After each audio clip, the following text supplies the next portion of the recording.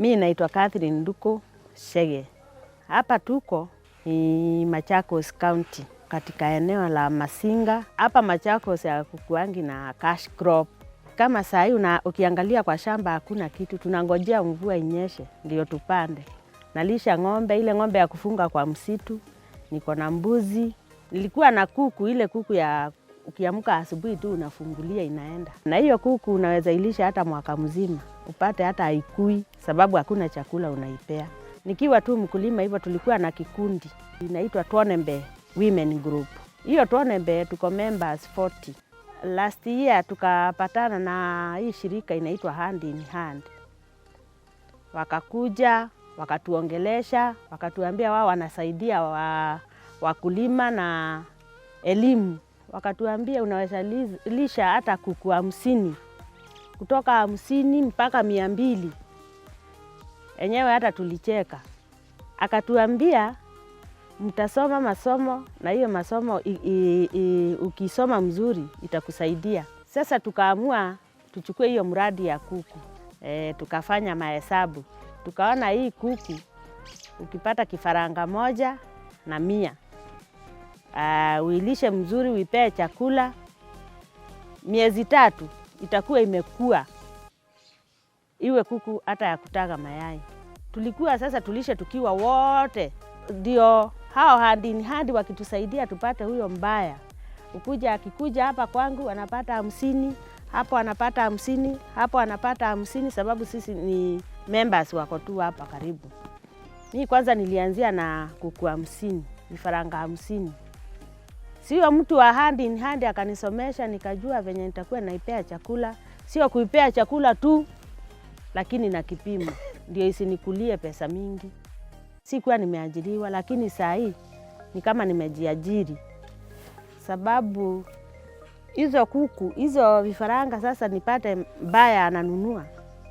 Atanunua na 110. Sasa nasema ndio tumeanza. Na saa hii nimefikia sasa hiyo kiwango. Naweza nunua hiyo mayai na niweke na ninangojea hizi miera iko hapa. Itage mayai ndio niwe ninaweka mayai yangu kutoka kwa kuku zangu. Niwe ninaweka kwa incubator. Badala ya kwenda kununua.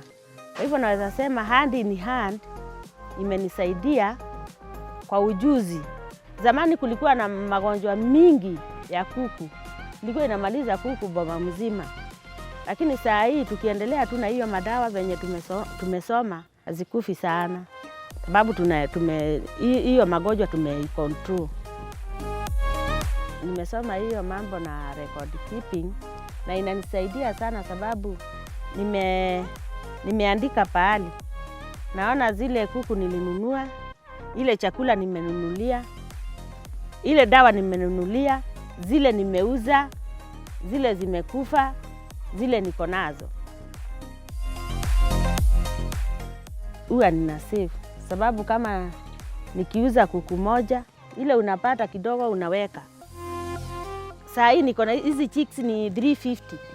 Zile zimetoka saa hii ni 350. Kama zile unaona zile ni ndogo zile unaweza uza 160 hiyo. Na ile ya siku 1 nauza 110. Na hii kubwa nauza 1000. Sasa ile changamoto kubwa tuko nayo ni ya chakula. Unapata kangunia 1, hiyo ya kununua unapata inatoka 4000. Sasa lazima uuze kuku 5 ndio upate 4000 ya kuwalisha hata kama ni wiki 2. Ingine ni maji. Kama saa hii unaona kumekauka kabisa, hakuna maji huku. Na pesa ya kununua madawa.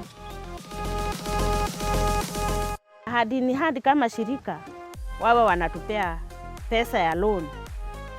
Badala ya kuwa unaacha kuku unakimbia huko unaenda kuchoma makaa ndio upate pesa ya kununua chakula. Hiyo inaweza kuwa ni mzuri. Tena ipeane hata na grace period ya kama miezi 3. Kwa wanawake wenzangu mimi naweza waambia unaweza fanya kazi hata kwako nyumbani.